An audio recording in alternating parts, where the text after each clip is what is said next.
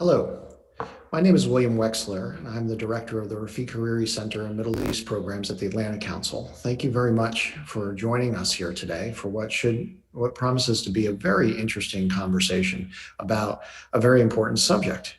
In November 1970, when I was not yet 1 year old, Syria became ruled by the Assad family.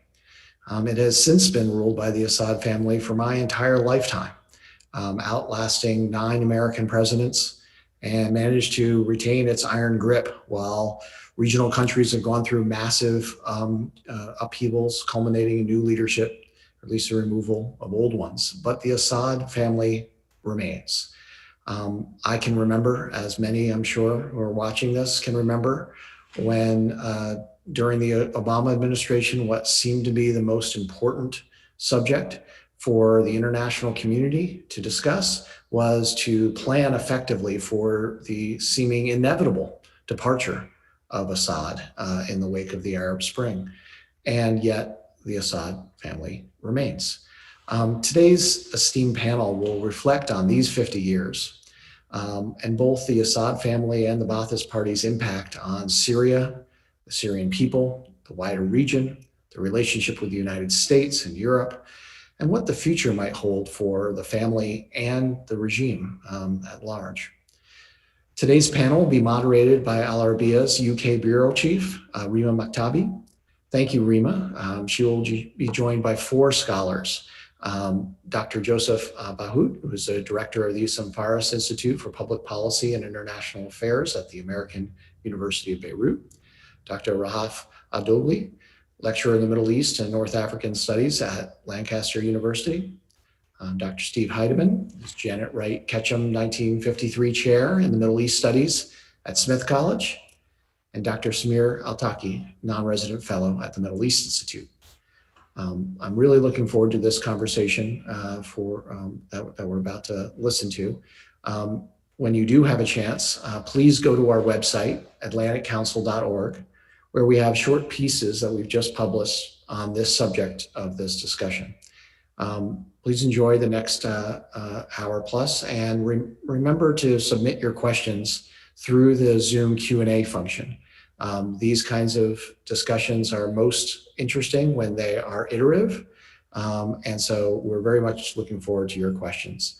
And be sure to continue following all of our Syria work at the Rafik Hariri Center on Twitter at AC Mideast, as well as through the Twitter feed of the head of our Syria portfolio, Jomana Kador. Thank you, Jomana, for organizing all this, and over to you, Rima.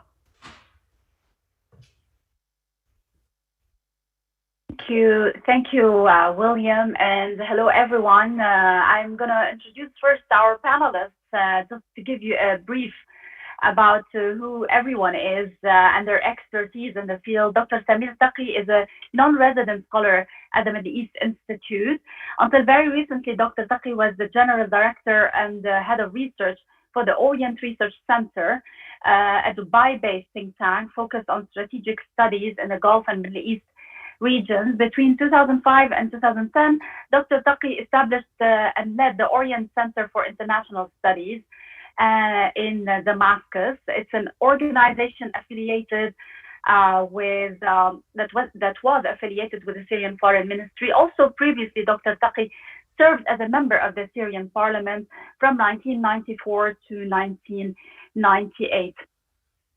Also joining us tonight or today, Rahaf Adogli, and Rahaf currently teaches courses on politics and history of the Middle East. She previously was a visiting fellow at LSE Middle East Center and was the winner of fellowship with WIIS, Women in International Security, in Washington, D.C. Rahaf has been working on 3 research projects in the last 2 years, investigating state Islamism in Syria, very important topic, and also the relationship between authoritarian and or authoritarianism and religion, and the interrelationship between sectarianism and nationalism. From Beirut, joining us, Joe Bahout. He is the director of the Issam Fares Institute for Public Policy and International Affairs at the American University of AUB, of Beirut, AUB. He newly joined. He's also an associate professor of political science. He has long been a researcher of the Carnegie Endowment in Washington, D.C., also a professor at Sciences Po in Paris and a consultant to the French Ministry of Foreign Affairs. His research focuses on political developments in Lebanon and Syria, regional spillover from the Syrian crisis, and identity politics across the region. Last but not least, Stephen Hedeman. Stephen holds the Janet Rice Ketchum 1953 chair in Middle East Studies with a joint appointment in the Department of Government at Smith College. He also serves as a non-resident senior fellow in the Center for Middle East Policy of the Brookings Institute.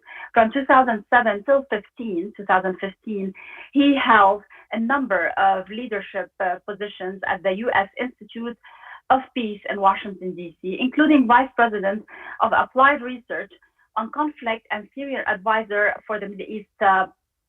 And from 2011 till 2015, Hedeman directed the USIP's Syria program. Many of our panelists have a lot of experience, especially when it comes to the Middle East and Syria. We'll start with opening notes with each one of them. The Assad Dynasty, it's been 50 years. We're going to study the effect of such a long-lasting regime on the Syrian people and Syria, firstly the region, Europe, and the US. I'll start with Dr. Samir. Let's hear from him. Thank you very much. I'm really privileged to be in this panel with Joe and other panelists, I think Rahaf and Stephen and of course Will. It's very difficult to cover such a subject in 7 minutes. I'll try to be really just like send telegrams. As I grew up and I learned from the Russian diplomacy, Syria was always considered to be practically a country that you can easily occupy, but it's very difficult to stay in because it doesn't have resources. This is the one thing. And I think that Syria, since the independence, had gone through a difficult period of undetermined identity till Hafez al-Assad came to power. And practically he built his power on two main pillars. First of all, the deal with the merchants in Damascus and mainly based on domestically balancing the social situation between, from one side, the covering the socialist alliance under the Ba'ath Party from one side, but on the other side, he was basing his rule on the relation covering the four main sectors in the Syrian society that were not allied to the regime through the security services, i.e. saying about the security services were containing bribing, using shadow economy and the crony state capitalism as a tool to tame the Kurds, the Islamist current, the tribes, and the business society. Those four layers of the Syrian society were governed and tackled by this by the security services, and this alliance between through the crony state capitalism that was prevailing in during Hafez al-Assad period. And actually, Hafez al-Assad relied in this role on a certain regional role. This regional role, I would say that Syria was in 1973, they got money from the Russians and from the Soviets and from the Gulf states. 1976 in Lebanon, 1982 in Lebanon, 1991 from Hafr al-Batin and the alliance against Saddam Hussein, and then the honeymoon with Saddam Hussein, which was a major resource of rent economy. So the rent-based functional role of the economic in the economy was based on a certain, let's say, thug role that had been assigned either by the Soviet Union or by Western powers to tame Lebanon. I was in Damascus when Kosygin was in 1967, and then after the Syrian troops entered and angered the Russian by entering to Lebanon to coerce the Palestinians, and then afterwards, let's say, when he was working against Saddam Hussein, and then attacking and coercing Yasser Arafat and the Palestinians in Lebanon. So in exchange of this role, in every one of those crises, Syria got a huge amount of money through the petrol countries, the Gulf states, and through the Soviet Union. There are many examples, and I will not go through these. But gradually, Hafez al-Assad was shifting to realize that he can no more rely on Soviet Union. And actually, in 1988, he summoned me personally just to ask me a question, and we stayed together for more than 6 hours just to tell me, you know the Russians very well. The Russians are westernizing. Al-Rus gharrabu, zahabu gharban. They got, how can we? And he said to me directly, the communists in Russia decided to assign all the Soviet Union to their names, to make them a personal property. And this is exactly, he was sure in 1988 that Soviet Union will collapse, and the communists will try to put their hand on all the richness, the sources of the Soviet Union. And this is what happened. And I was wondering at that time, will he do the same in Syria? And this is what he done. And that was when he sent a message to us just to ask us whether he should go. He made the very difficult decision to go with the United States to Hafr al-Batin against Saddam Hussein, against the Abbasi's in 1991. And it was just an adaptation for his realization that the Soviet Union, the model is no more working. They had gone west. How can we? And this was the main question in his strategic thinking, that how can we shift? And it was the choice he made was not toward the liberal economy, and liberalization of the society. It was rather by empowering his role as the thug in the region from one side to get more rent from the Gulf countries, and from the other side to practically empower the Syrian crony state capitalism through different mafias and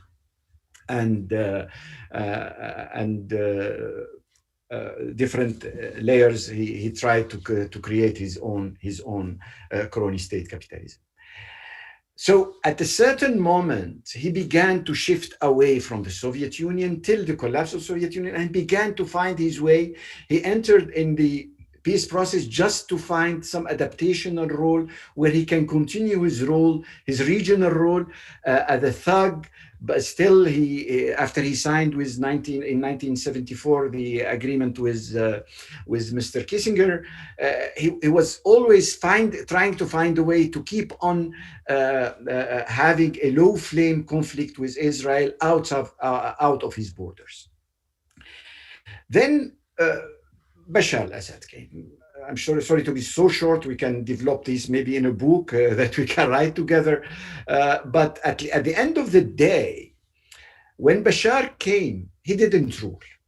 In 2000, he arrived to power. He was totally alien to the system, to the bureaucracy, and every decision he was taking was sabotaged by the old guard, by his uncles. It was only after they killed Hariri, and this gave him a major historic opportunity, from one side to jump in the lap of the Iranians, from the other side to get rid of his uncles. This is what happened in the 10th National Congress of the Ba'ath Party, where he got rid of Abdel Halim Khaddam, of all these things. And he was again trying to find ways to play this role. He found a very good, opportunity in the honeymoon with Saddam Hussein, which brought a huge amount to Syria, of money to Syria, as a rent again for this, to feed up this and to stabilize and to distribute benefits among the different mafias in the country. At that time, I wrote an article saying the conflict between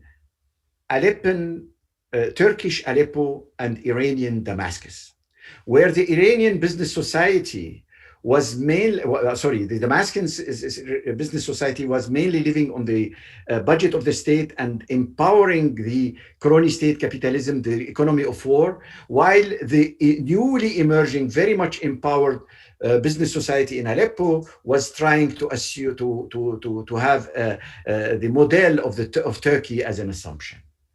And the whole system was teared apart between those two major choices. And at the end of the day, practically Bashar al-Assad shifted toward the crony state model. He wasn't able to jump to the other alternative, liberal alternative, and practically this had led to the. So where Bashar al-Assad failed, I think this is very important to say, he failed to grasp the fact, and we told him, we wrote to him, and that the rent economy is no more viable. We need to make a shift in the model.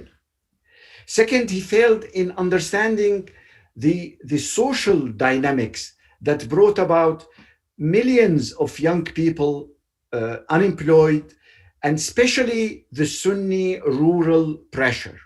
He was doing very well with the urban Sunni societies, but the rural Sunni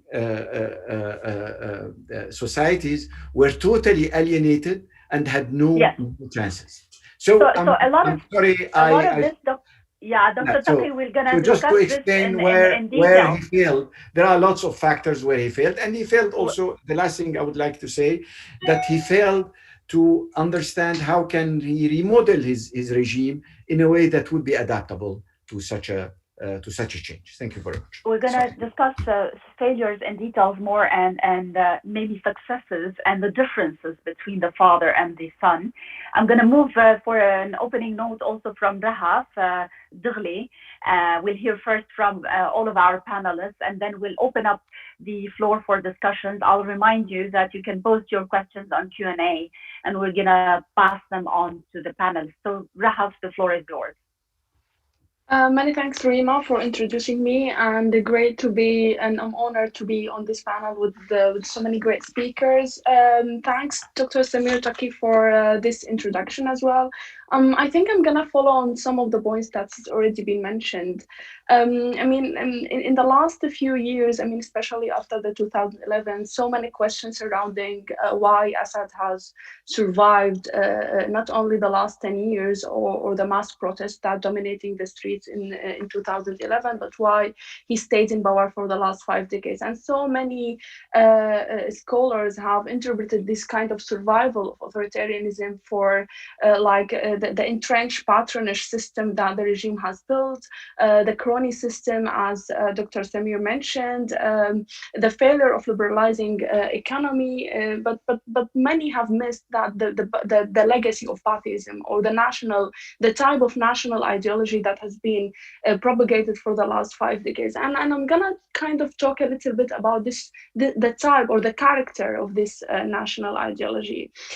Starting from the 1920s, to go back even before the emergence of Syria as a modern nation state, or as a modernized one, as under Hafez al-Assad when he rose to power in 1970s.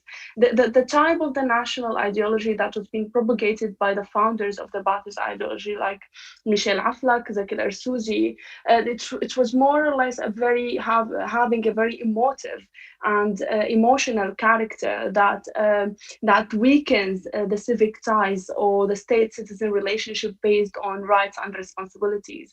So when Assad or Hafez al-Assad came to power, and when he employed and developed this kind of pathist legacy, he used this kind of emotional ties and kind of personalistic leadership, which kind of impacted later on how Syrians with kind of synonymized belonging to the nation as supporting the leader who is Hafez al-Assad at that time. So in the early phase of this developed or enforced national ideology that tried to homogenize the Syrian people into one character that is being Ba'athist supporters, what we see is that the notion of citizenship is missed for the last 5 decades, and what is more enforced is emotional and familial ties.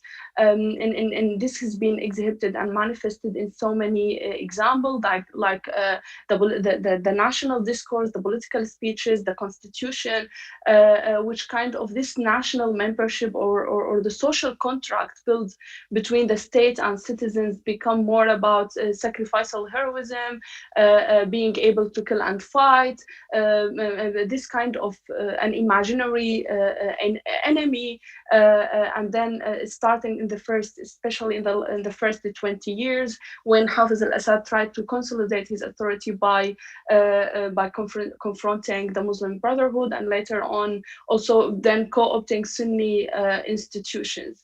Now, when Bashar al-Assad came to power, and I'm here echoing what Dr. Samir said, we had, as Syrian people, we had a kind of a little of hope, thinking that as a modern young leader that he might bring some of democracy or democratic thinking.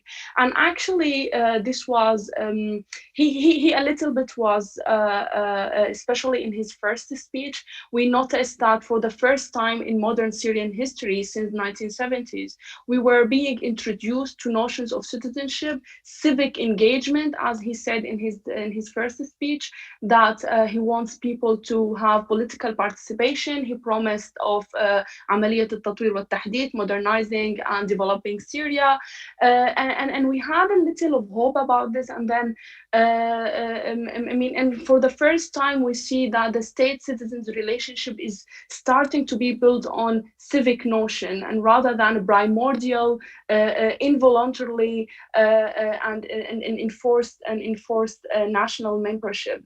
However, after 2000 and this speech, we and as Samir, Dr. Samir said, that Bashar al-Assad was confronted that he cannot liberalize or pluralize political participation, and he was challenged with the Damascus Spring in 2002 and between 2001 and 2002, and then he retreated to a more or less very centralized militaristic rule and more a very personalistic leadership. Now, what happened after in the first 10 years of Bashar al-Assad is that he further entrenched this patronage system, this crony system, and he relied more on using a minority card in protecting minorities, and also appearing to be having a more, not shifting from the father-son relationship between the symbolizing the state citizen to more of a lover or emotional leader.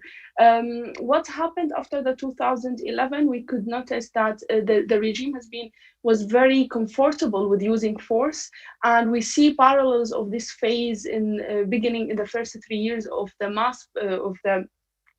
outbreak of the uprisings, is that the regime has went back to its tactics of using coerce, fear, the army, the secret apparatus. However, what is not missed among all of these material structure is that the regime still relied on ideology, and we can notice that the regime again co-opted the Sunni institutions again, that the regime has shifted its discourse from being secular to being more religious, religious and to rely on Sunni ulama to solidify and survive.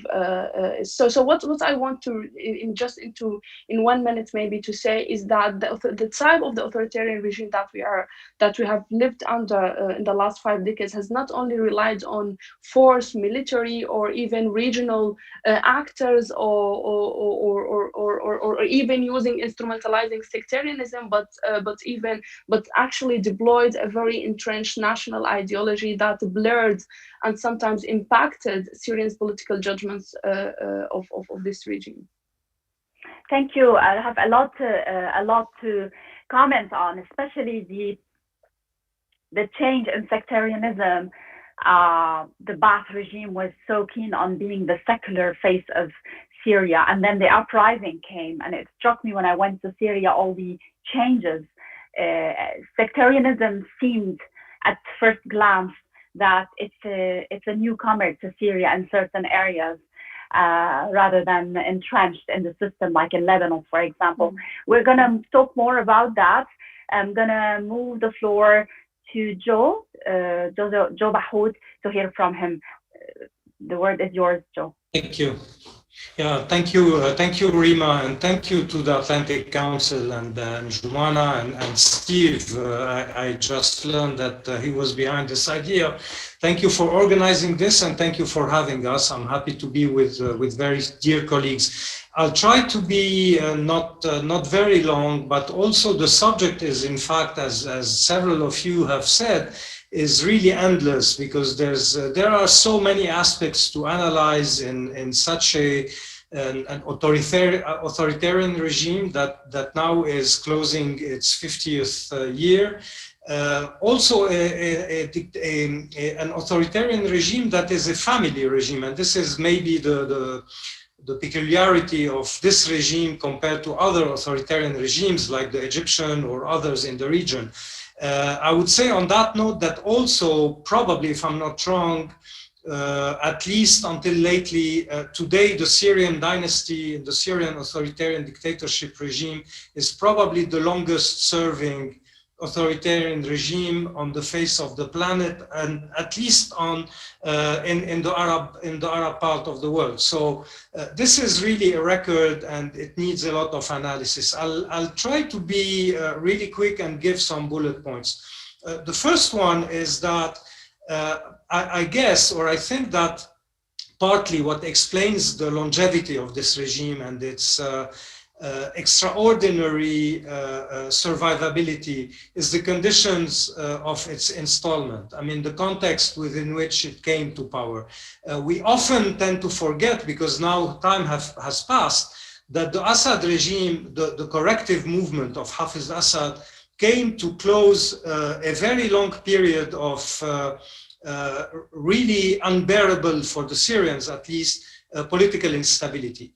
A cascade of coup d'etat. I mean, when you study the history of Syria in the 40s, 50s, and 60s, you have hard time to pinpoint a government or a presidency that lasted more than 9 months to 1 year and a half. And it's very difficult to recount now this succession.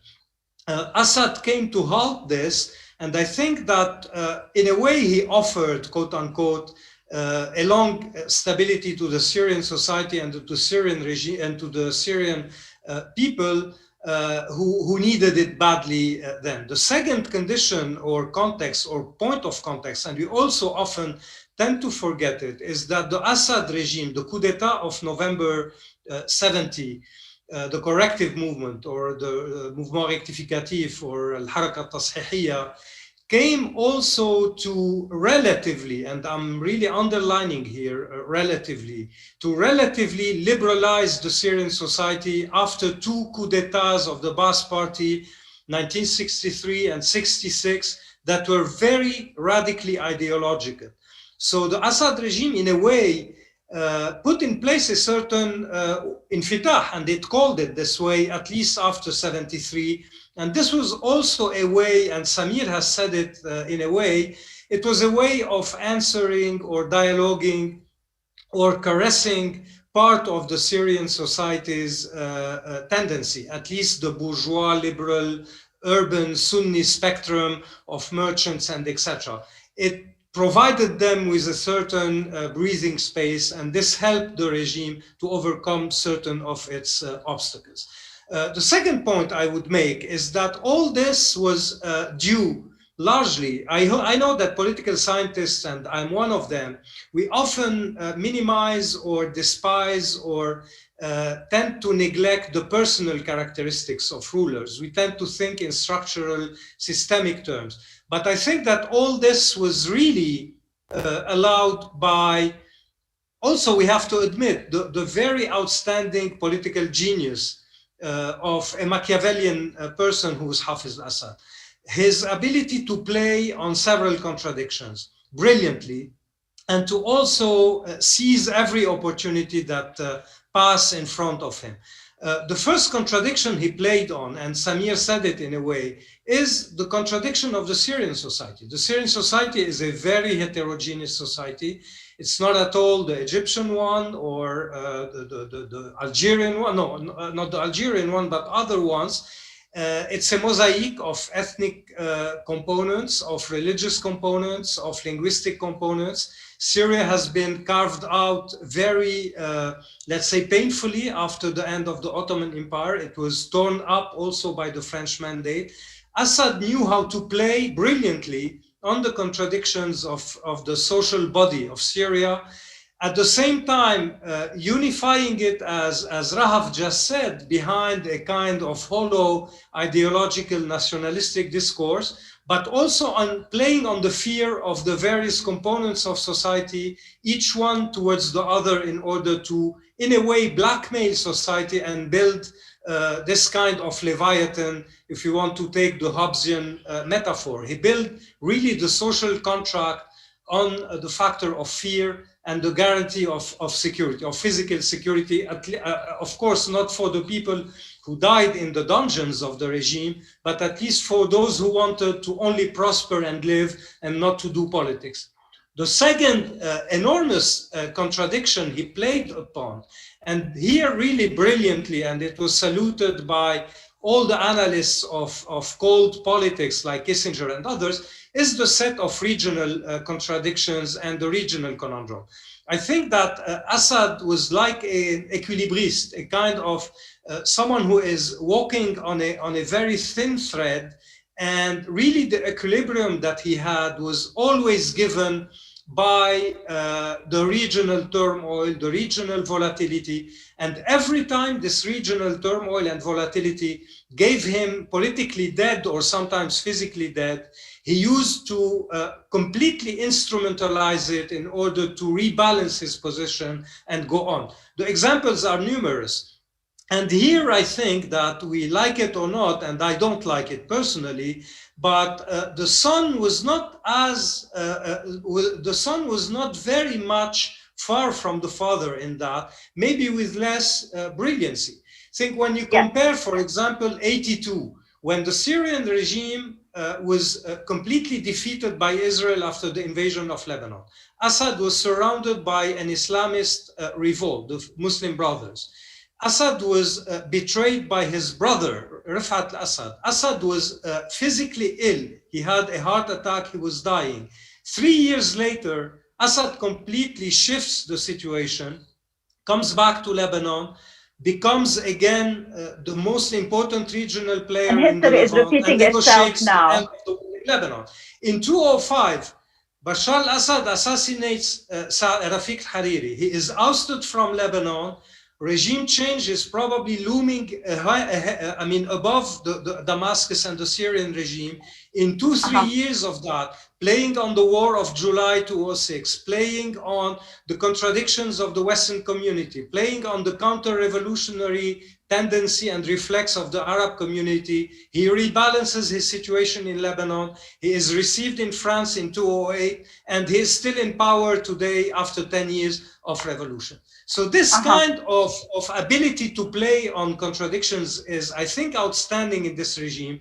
And if one day, and I know that Steve Heidemann wrote a lot about the character of authoritarian regime. If you want to compare authoritarian regime, I think a very interesting comparison would be the enormous flexibility and plasticity of the Assad regime, father and son, compared to the rigidity of someone like Saddam Hussein, for example, who couldn't change any inch in his course of action, even when everything was written on the wall to make him move ahead. Yes. I'll finish with one factor, I think. Briefly, All Joe, this please. was also allowed with the brilliancy of playing on the time factor. Always wait for conditions to become better, even though, everything indicates that they won't, but wait for your adversary to exhaust, to be exhausted, wait for things to get more mature, play on the short breath of your adversaries, and as Samir says, play constantly on a subtle, I would say, thuggishness, which again is not a Saddamist thuggishness, but a thuggishness that can go along the spectrum of mild threatening to pure assassination, but using the entire spectrum in order to do only one thing. And this is, I think, the only one thing that these regimes can do, which is survival, survival, and survival. Yes. Thank you. And indeed, Assad have survived. Bashar al-Assad, probably a few years ago, may have been thinking these may have been the last days of his regime, yet he survived those years and all those countries that have been after him. We'll discuss this in details. The last word is for Steve. Before I open the floor for questions, we have a lot of questions on the Q&A from the participants and whoever is watching. And I have some of the questions passing on what many of you have said. Steve, the floor is yours. Thank you. Thank you very much, Rima. And my thanks as well to the Atlantic Council, to Jomana, Will, and to my colleagues on the panel. It's a wonderful opportunity for me to be here. Inevitably, you're going to hear me address some of the same points that have already been covered. As a former colleague of mine once said, we have reached the point in this panel when everything has been said, but not everyone has had a chance to say it. So I will do what I can to give some of the issues that have already been touched on a slightly different perspective. And I think you'll see that as I offer my own take on this 50th anniversary of the Assad regimes. I want to stress, though, that it is very, very helpful for us to have this opportunity to think about the long-term effects of 50 years of Assadist rule in Syria. For the past decade, all of us, for reasons that are quite understandable, have been focused on the enormous destruction that Syria has experienced as a result of the conflict that began in 2011. But that focus, I think, has at times tended to overshadow attention to the longer term developments that led to the conflict, many of which my colleagues have touched on already, and to how the way in which the Assad regimes have governed not only contributed to the onset of the conflict in 2011, but have been absolutely decisive in shaping how it has conducted itself since the uprising began, the way in which it has behaved in advancing its military and political objectives during the conflict. So there are, I think, some important insights we can gain from this chance to step back a little bit and use this anniversary to reflect on how we got where we are. And the very first thing I wanted to point out, and this builds on something that Joe just mentioned, is exactly how exceptional it is that one family has held power in Syria for 50 years, and that it succeeded in handing the presidency directly from father to son. Now, it turns out, in fact, again, a political scientist and one who does some comparative work, it turns out that hereditary republics are actually incredibly rare, and that those which last for half a century are even less common. We know, obviously, of all kinds of cases of family dynasties, of individuals from the same family who hold positions of power over time in a republic. That's not that unusual. But globally, there are probably only half a dozen or so countries in which sons have moved directly into power after a father has died. And it turns out that there are only 3 countries in the world, Syria, Gabon, and Togo, in which the father and son duos have held power for half a century or more. Joe thought Syria was the longest lived authoritarian regime. In fact, Gabon and Togo, these family dynasties or hereditary presidencies, began 3 years before the Assads came to power in 1967. Nonetheless, it is a remarkable feat that the Assads have been able to sustain their hold on power in Syria for so many years. And we have to acknowledge, as others on the panel have already alluded, that this longevity is due, at least in part, to having succeeded in consolidating a regime that has, in fact, cultivated and sustained a social base, that has succeeded in developing and implementing effectively instruments that serve it well, including coercion, including co-optation, but also, very importantly, including the capture and instrumentalization of state institutions that have permitted it to extend its authority across the landscape of Syria, social, economic, political, cultural landscape of Syria. And again, reflecting on something that Joe mentioned, we also have to acknowledge that the Assad regime has developed a very, very significant capacity for resilience in the face of some of the most serious challenges one can imagine an authoritarian regime confronting, as well as a certain adaptive quality, the ability to adapt and to adjust to the kind of changing economic and political pressures that the system has faced over the past 50 years. But acknowledging these qualities of the Assad regime, if we want to call them that, I think we have to ask what the regime has accomplished with all of these years in power. What can we point to as the achievements or the legacies of the Assad regimes?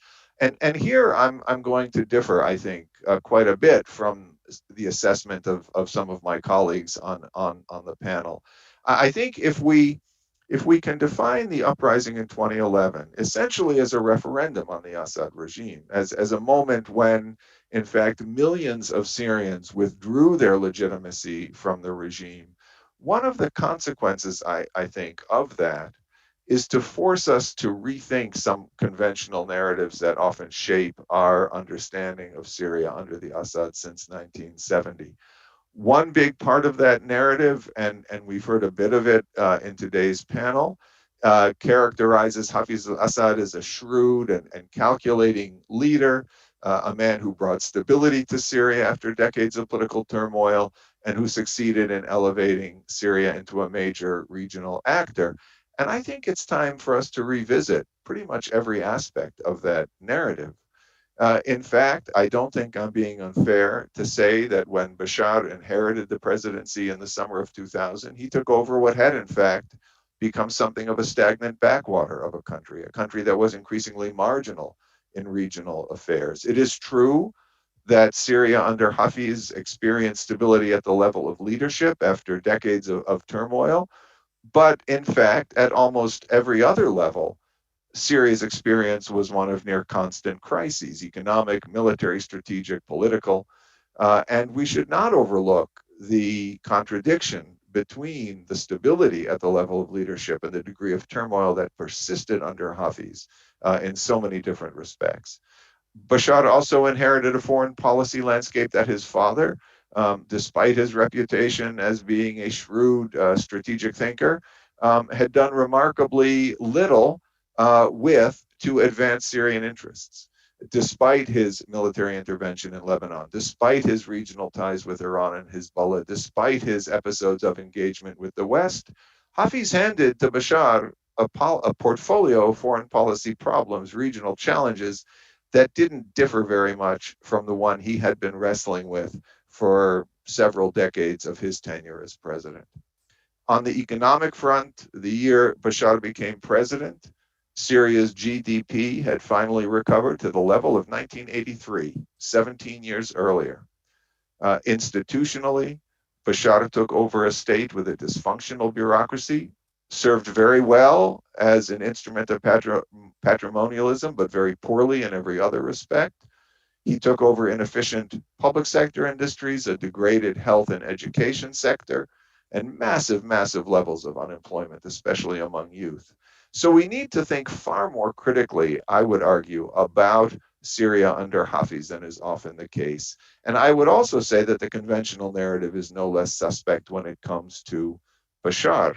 He's often depicted, and again, we heard a bit of this here today, as a political novice who is thrown all of a sudden into the shark tank, the deep end of the shark tank of Syrian politics, who was nonetheless somehow able to consolidate his power, to eliminate his rivals, to keep the US at bay, and to begin this very painful process of economic restructuring that was so essential to Syria. But I think it's also reasonable to argue that Bashar's track record, very much like that of his father, is simply a litany of failures. GDP did rise during Bashar's first decade, but so did poverty, so did unemployment, so did inequality, so did corruption, which rose to levels unseen during his father's tenure. Insiders like Rami Makhlouf exploited economic reforms to enrich themselves. They behaved in a fashion that was increasingly predatory, alienating and marginalizing the business community that had been such an important source of support for Hafiz. His involvement in the Hariri assassination forced Syria's humiliating eviction from Lebanon. Trade negotiations with the EU fell apart right as they were about to be concluded. And when it came to dealing with the quite extraordinary social and economic issues that Bashar faced, with the consequences of a drought that had produced hundreds of thousands of environmental refugees, he basically sat on his hands. And I think this neglect, combined with very, very high levels of repression throughout, created the sparks that finally ignited into mass protests once Syrians saw that counterparts in Libya and in Tunisia and Egypt were able to bring about political change, were able to remove dictators from power. Yes. Now, we know that the story since 2011 in Syria has been a very sad one, a story of violence, of destruction, of defeat. Yeah. Bashar has prevailed for now, but as a final word, it's also the case that what Bashar has won is the wreckage of a country. We know that he intends to impose a form of authoritarian peace on Syria that I suspect will fail in stabilizing the regime.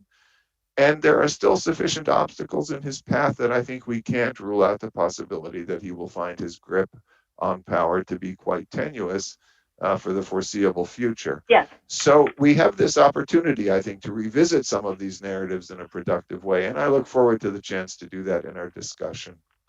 Yeah. I'm going to ask first question to Dr. Taqi. Joe mentioned a very important topic, which is the personal factor of the Assad family. Mainly Hafiz was perceived as a very smart and conniving and Machiavellian leader back then in Syria those days. To what extent it's a family affair? Is it the Assad family really, or it's the Ba'ath party that has created or helped this family to stay in power for 50 years? Thank you very much. I agree totally with Steph in everything he said, because why I related to this, the fact that Hafiz al-Assad was practically stabilizing his regime not only on oppression but also on coercion of different layers in the society, and this was only possible because he did have this strategic Machiavellian approach, just like Joe had said, where he was always thinking how to stabilize powers. Even when he supported Iran, he was considering himself as a broker between Saudi Arabia and Iran that would play a certain role. So, of course, he will have a personal role, but was this role given to him by history, or he made it? I think it was de facto. The history of the regime had developed in this way. Why I'm saying this? Because I have two arguments here. One argument is that the regional and international forces found in the despotic or the thug role of the Syrian regime a solution to tame many players, like I said, in Lebanon, Palestinians, and other forces. This is one factor which is very important. And I recall a very high European diplomat who called me one night after the killings, the repetitive killings in Lebanon, after 21 killings of explosion in Lebanon, after the killing of Hariri, to tell me, tell Walid al-Muallim, what can we do to stop those killings? And after that, the whole shift had happened where King Abdullah came to Damascus, took the hand of Bashar al-Assad to reconciliate with al-Hariri, and then immediately after few months, the 7th and 8th May events in Lebanon happened, which practically shifted the power from the 14th of March to the 4th to the 8th of March, which means that yes, there had been this perception that this regime can, with its thug attitude, can come and solve problems where the international community doesn't want to interfere to do something. Like with the Palestinians, Syria got out of Lebanon 3 times. And then it had been brought to Lebanon again and again and again, because it had been, so relying on this role, he was finding himself, would it be Bashar or would it be Hafiz, a necessity for a kind of a thug in the region. Yes, it's a very good point. However, I'm not sure if you also, there's the role of Iran here, right? There's the role of Iran in the assassinations that happened in Lebanon. We don't know where Iran was, and was it a Syrian decision, an Iranian decision? Did the Syrians know? And also the other instabilities that happened in Lebanon. I will pass the question to Steve, because Dr. Taqi is talking about the broker. The Assad, the father was the broker who can make things happen, who can amend things in Lebanon and in the region. How can the whole world be against this regime, and I'm talking about Bashar al-Assad, and yet survive? The whole world was against Bashar, especially after the uprising. In 2012, there was a real window to create change in Syria, instigated by the people first. But then the international community could have contributed. One of them is the US, and yet everyone stood still at a certain point. Why? Why did the international community decide to preserve the dynasty and make it live to 50 years? Well, I have 3 principal reasons in mind in trying to address that question, but I think you've posed, Rima, one of those big questions that we'll be talking and arguing about for a very long time. The first of those questions, of course, concerns the timing of the uprising, because it overlapped with an American administration that was deeply committed to reducing the scope of U.S. engagement in the Middle East, and to, in particular, reducing the U.S. military footprint in the region. And the Obama administration's very, very deep-seated hesitation about taking on a role in Syria that it felt might easily lead it much more deeply into another form of intervention in the region was a huge barrier to mobilizing broader Western support to play a more assertive role in support of the opposition. And there's no question that the negative lessons that the Obama administration took away from Libya and from Iraq contributed to the posture of the Obama administration in that regard.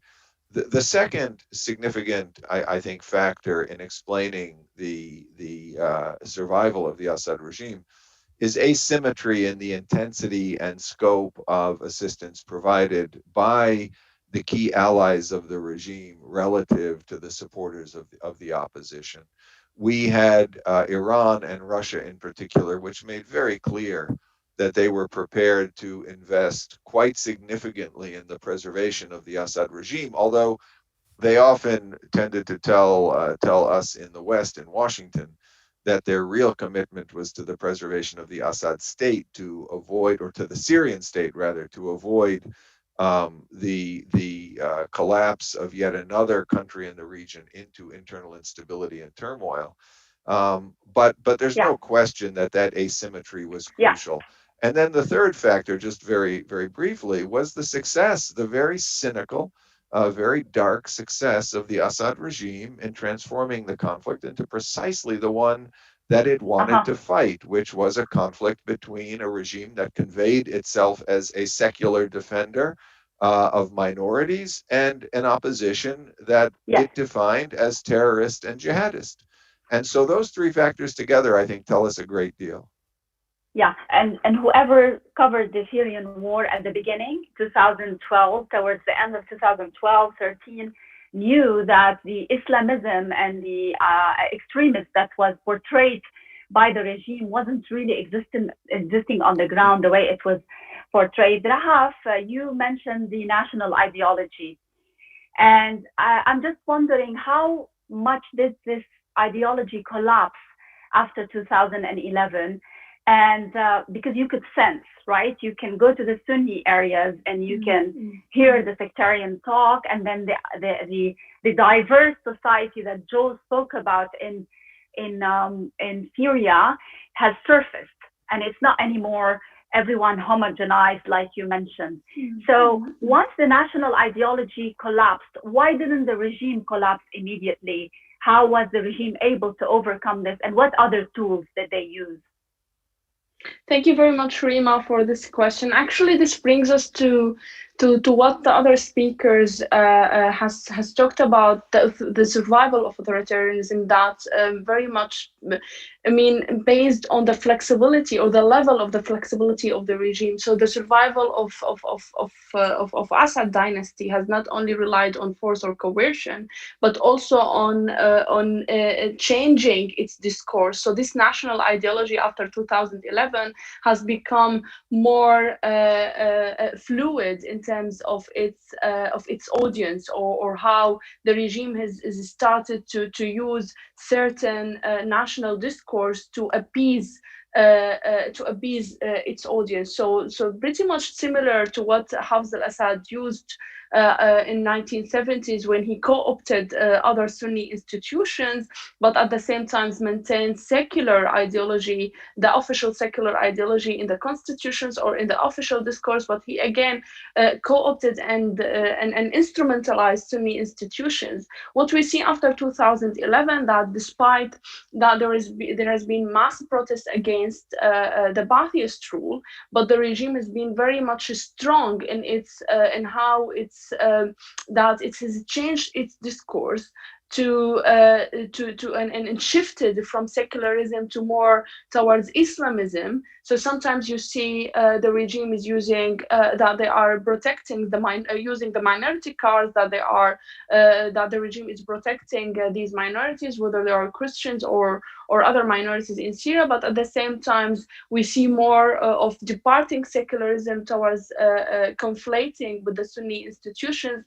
And as we have seen in many political speeches by Bashar al-Assad since 2014, at least, that Bashar al-Assad, we see him in many speeches saying that he is holding the Muhammadi message. So why the regime survived? It's because part of the character of this Ba'athist legacy is that it shifts and it kind of adjusts its discourse to mobilize support and to maintain its authoritarianism. But rather than, and this is pretty much brings us to why other rigid authoritarian rules like Saddam Hussein failed.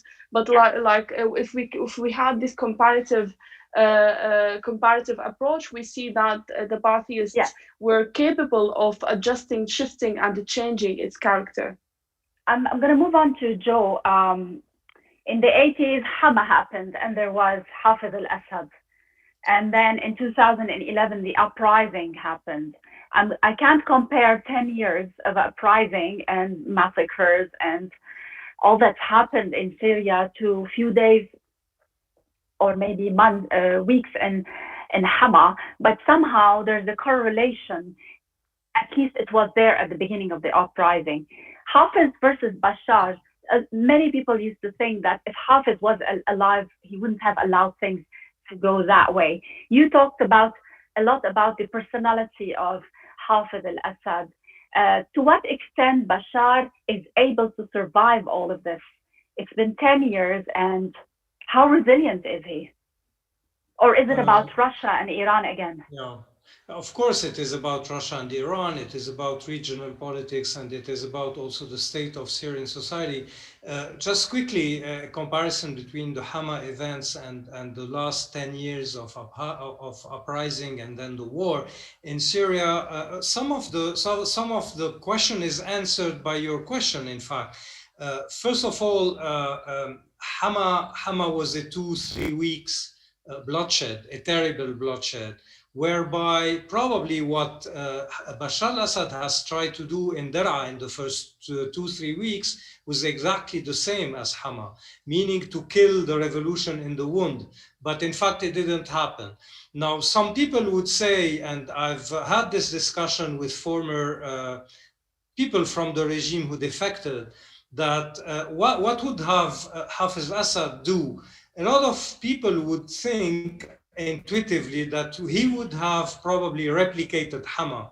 But also what we forget, and this is what we were saying about the personality of Hafiz al-Assad, is that Hafiz al-Assad did Hama on the one hand, and at the very same moment, he summoned the head of the Syrian merchant bourgeoisie of Damascus, Abdurrahman Shallah, and negotiated with him, who was at that time the head of the Chamber of Commerce in Syria, and negotiated with him a full-fledged openness to the Syrian bourgeoisie in terms of business, in counterpart of having the Sunni bourgeoisie completely dissociating itself and divorcing from the Muslim brothers at that time. So he was also playing politics, and this is probably what Bashar didn't do at the beginning of the uprising.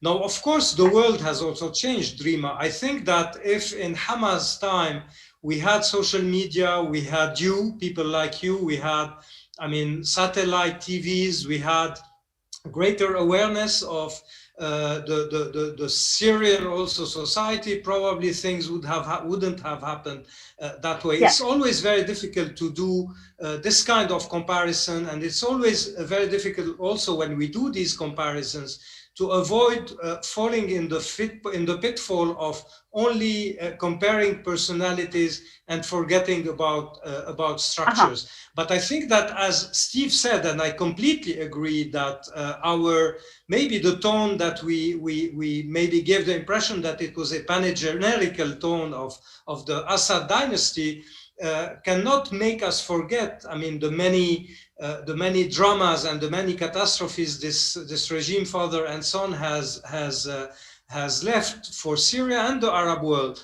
But I think that the difference is that maybe in 82 or 81, the Syrian revolt of Hama was a very narrow-based revolt, whereby, and this is where Steve is fully right, the 2011 revolt was a much more widely based revolt. It went very far and much wider than only the Sunni, let's say the Sunni, and it had so many bias or religious segments of society. Yeah, and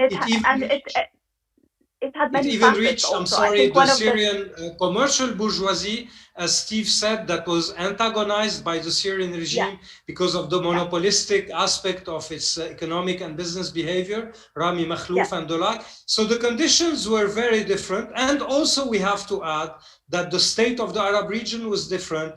2011 was an era of Arab revolutions. The youth of Daraa was very much inspired by what was happening in Egypt and Tunis, and this was a completely different ballgame and a different. And Dr. Samir mentioned something important at the beginning: the rural areas, and whoever covered the revolution, the uprising at the beginning, at the first glance, you would feel it's an uprising of the poor against the rich. Also, there was this economic factor to the uprising and the gap between the classes, a clash in Syria. Dr. Samir, A lot is being said about the alliances of Syria nowadays, Russia and mainly Iran. But it also needs people with some memory of your age and experience, and probably well-read people of the new generation, to know about the relationship between Iran and the Assad regime in 1979. So tell us briefly about that era between 1979 and 2000 with Assad the father. Yes, of course, I'll speak about this, but after that, I need just to rectify some very important issues that had been mentioned by my colleagues. First of all, I would say that Hafez al-Assad, when he did have his very good relation with Iran, it wasn't because of any ideology. Actually, he prevented and coerced and even put many people in jail who were trying to spread Shiism in the Alawite mountains and among the Arab tribes. Even his brother, Jamil al-Assad, who tried to play this game, he practically sidelined him and put him out of the scene. So in fact, Hafez al-Assad did not allow any, and even if you recall how Hafez al-Assad supported Harakat Amal in Lebanon against Hezbollah because he didn't want Iran to put its hegemony on Lebanon in a way or another, but he accepted the partnership, but he wasn't agreeing in the full hegemony. I think the biggest mistake that Bashar al-Assad had made was in 2008 when he surrendered practically totally to the Iranians, especially during the peace process that we tried to model within the Ministry of Foreign Affairs with the Turkish through the Turkish and Switzerland mediation. And this is very important because I think he realized when he made his choice in 2008 that he cannot stay in power without having a deep well of discourse, of agony, of against the imperialism, against the Israelis, etc. He needed this till at a certain moment he told us during the negotiations for the peace. At the end of the day, look, we do not need peace with Israel. We need just the end of the state of war. I said to him, but Kissinger already settled this in 1978. He said, but we need to lower the belligerence. But then after that, the Iranians totally dominated the diplomatic activity of the Syrian regime and practically imposed this new narrative. So let me say something about the Muslim Brotherhood uprising. It spread from 1979 till 1983. So it wasn't a short. It was expressing why the Syrian Business Society supported this very heavily. And I was in Aleppo, I was a doctor, a surgeon there. And because the business society was alienated from the centralized, newly corrupt system created by Bashar al-Assad. When he sent his people and made the deal with the business society on the 8th of March, 1980, Aleppo withdrew totally from supporting the Muslim Brotherhood, and the Muslim Brotherhood fell down. Otherwise, they would have succeeded, at least they would have gone the same way this uprising had gone, because if you see at that time, Turkey was behind supporting, Iraq was supporting, Jordan supporting, and King Hussein, the late King Hussein, admitted this on television, and Saudi Arabia. So the whole situation was heading toward this, but the fact that he made this shift, this modeling, by making a major strategic deal with the business society in Aleppo, giving them whatever they want. And I can go someday, I'm suggesting to write a book about this, because this is a very long, how the social issue was going on. The third point about the Ba'ath Party. Ba'ath Party was not a national party. I entered in a direct conflict with Bashar al-Assad when I said in one of my speeches in Damascus, Syria أولا. He wanted to keep the Palestinian grievance. He wanted to keep this pan-Arabic. He was pan-Arabic rather than the Ba'ath Party is pan-Arabic, supranational. And I think this is one of the causes that when we have the Muslim Brotherhood, the Communist Party, the Ba'athist Party, all those are supranational party. When all those ideologies collapsed, practically we found no Syria in our hand, meaning that the Syrianism wasn't instituted, wasn't built up as an identity different from the Lebanese or different from the Iraqis. So this is very Yes, important to realize that the Ba'ath Party indeed. is not a national, Syrian national. Mhm. I'd like to pass on some of the questions that have been posed by the people who are watching us. So we answered, one of the questions was from Mehdi Askariye, and he asked about the relationship between Assad, Hafiz al-Assad and Iran, 79 until 2000. One question was also, Sharif al-Ghazal said, would you not agree that the main problem in Syria over the last 50 years is the impossibility to modernize a military, sectarian, and brutal dictatorship? Maybe we can pass on this comment to Steve, because he mentioned some of these topics. So it was impossible to modernize, Steve? No, I'm not sure it was entirely impossible to modernize. I think we saw a period during the 2000s when Bashar and some of the technocrats that he brought into office did make efforts to try to introduce an element of innovation into, for example, the scope available for civil society organizations to play supporting roles on behalf of regime initiatives, even if these organizations were tightly linked to the regime. We saw, of course, Deputy Prime Minister for Economic Affairs Abdallah Dardari tried to introduce a higher degree of technocratic efficiency into economic planning and to begin to shift Syria toward what he described at the time as a social market economy. We did see a number of these initiatives. The problem, of course, is that they were always completely overshadowed by the more enduring, much more deeply consolidated, personalistic, corrupt, patrimonial norms and practices through which power was exercised and through which resources were distributed and managed by the Assad regime. And so, you know, if you are familiar with Dardari's efforts, for example, it was a constant struggle on his part to carve out space for his work to achieve the kind of support and momentum that would have given the changes he had in mind any real opportunity.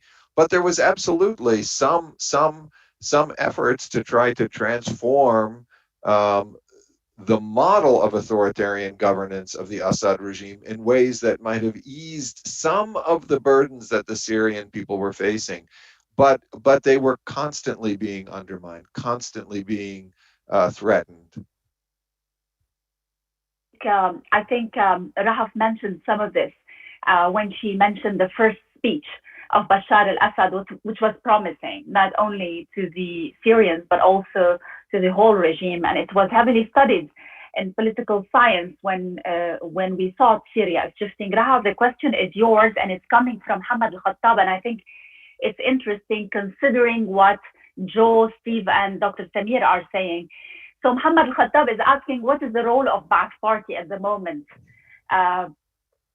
I think Bashar is not interested in the party as before. Don't you think that Assad needs a new party to remain in power? I think it's a very interesting question, as we've seen, or we've realized that the role of Assad, of the party, has shrunk, and it's about Assad slash Rami Makhlouf slash all the family affair.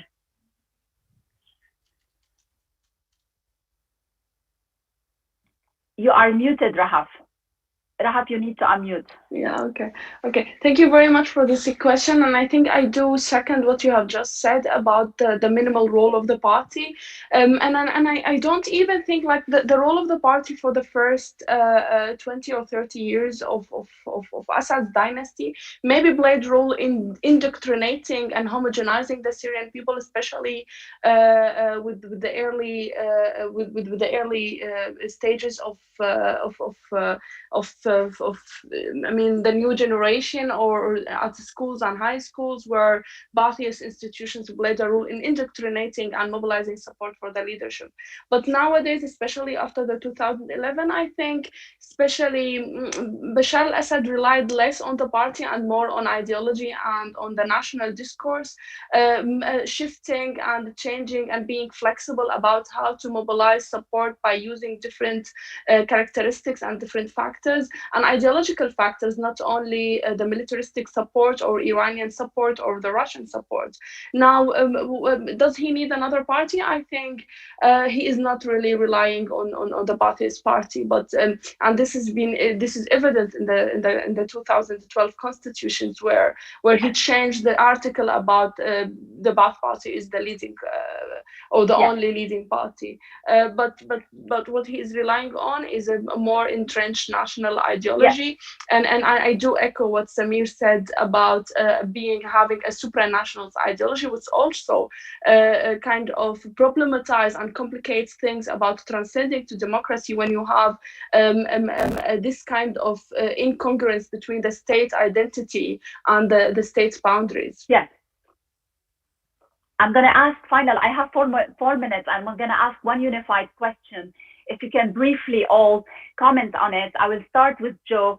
The question is from Deeb Kaimi. Will the tragedy of the Syrian uprising, the failure to develop alternatives, and the disappointments of the Arab Spring lead to another 50 years of the Assad family? And here I want to add a comment, personal comment.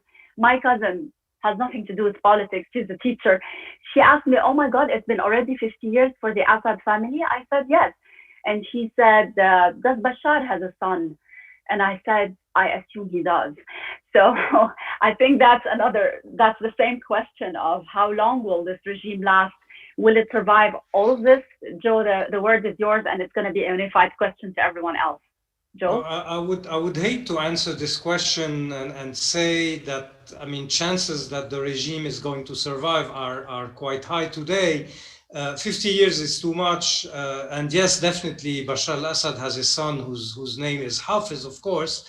I don't think that Hafiz Bashar al-Assad will one day rule Syria for other reasons and for other explanations, but for the time being, and probably for the 2, 3, 5, 10 coming years, this regime, regardless of Hafiz of Bashar al-Assad himself, is here to stay, at least surrounded, weakened, and bled, a little bit like the Saddam regime was surrounded between 90 and 2003, probably something like that, like a wounded beast.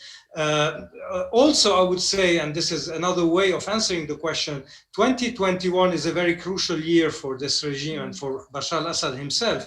There are elections, presidential elections, not that Bashar al-Assad risks to lose in a Westminsterian style of election, but if Russia is really convinced that now is the time maybe to shift from Bashar al-Assad's regime to Bashar al-Assad 2.0 regime of someone else ruling it, this would be the time to try to negotiate or to bargain with the West and the Arab community, something of that sort. So far, we don't see any shade of that. So I think that Bashar al-Assad can sleep maybe peacefully, at least in his palace. He knows that he can't rule anymore Syria like he used to rule it.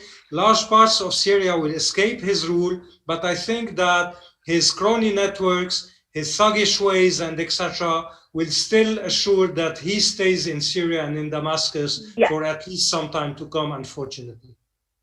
Rahaf. Yeah, I do echo what Joe what Joe has just said. I think the most important thing to say about this is not who is going to rule, but how we can move forward or transcend this cronyism or patrimonial relationship that has been really entrenched and propagated for the last 5 decades. So that the real challenge, even after Assad go away, is that we build a more of civic notion of national membership, or having more a national ideology that centers about rights and responsibilities rather than an involuntarily belonging to the nation, or having this cronyism and patrimonialistic, personalistic leadership. Steve, under the same topic, it always struck me during the uprising, the early years of the uprising, that I often asked U.S. officials and Europeans, but mainly U.S. officials, why the Assad is still there. They used to tell me there's no alternative. And it strikes me for a rich country like Syria not to find alternative. So the floor is yours.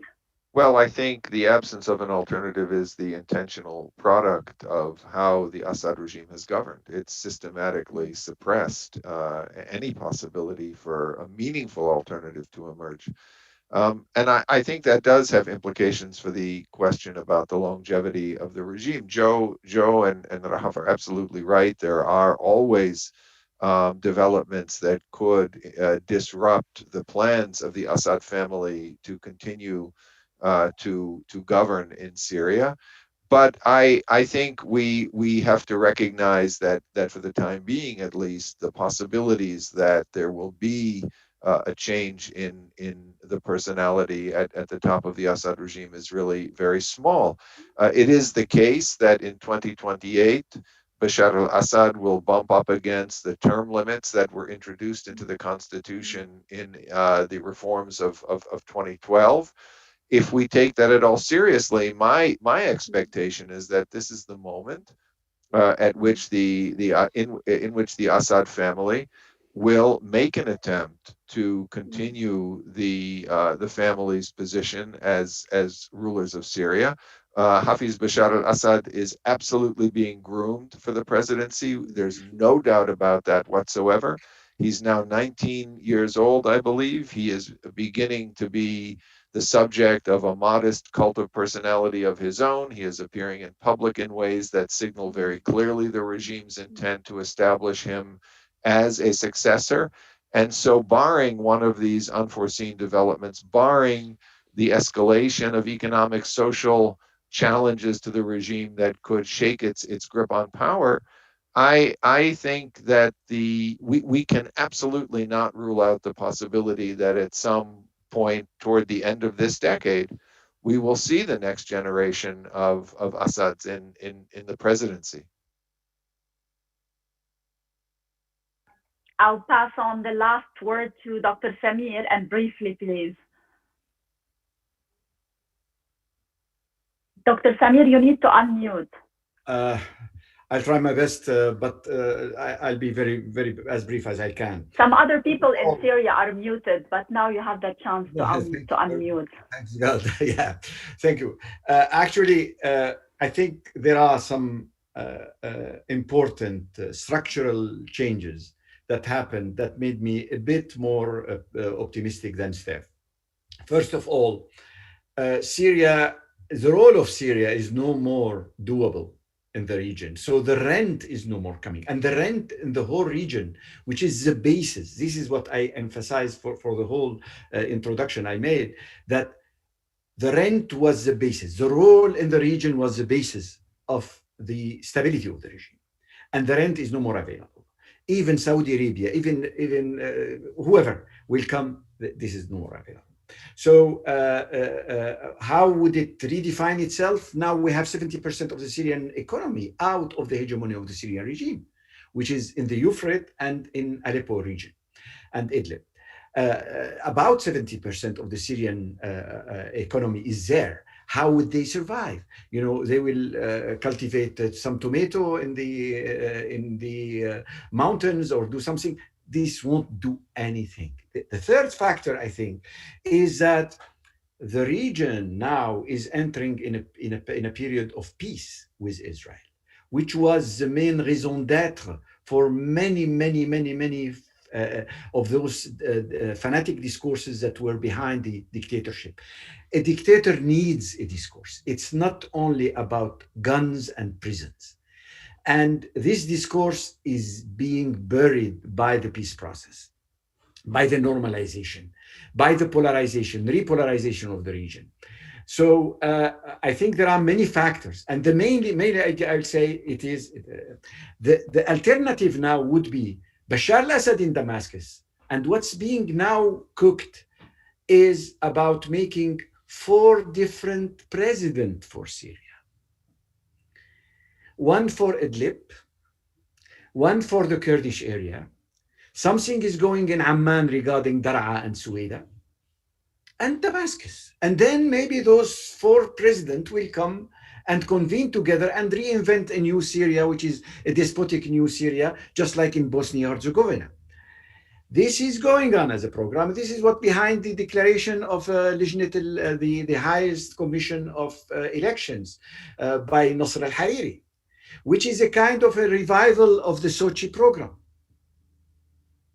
A de facto creation of, regions, nobody is agreeing about them, just like northern Kurdistan or Kurdistan in Iraq, and it goes. The temporary is always permanent in the Middle East. Thank you very much. Thank you, Dr.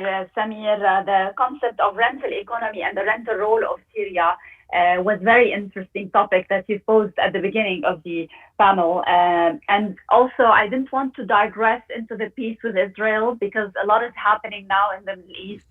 And the balance of power that Hafez al-Assad used to play, the deterrence on all the role that he played with Israel, and that has somehow played into the whole region is now changing. That is a whole topic, I think, in itself. Come think of it, and I'm thinking as I'm talking to you of my days in Syria during the uprising, all the comments that I heard from people, normal people, who they just wanted to live dignified and live freely. Come think of it, all those 50 years, all that has happened for just one family to stay in power. Thank you, everyone. Thank you, Dr. Samir Taqi.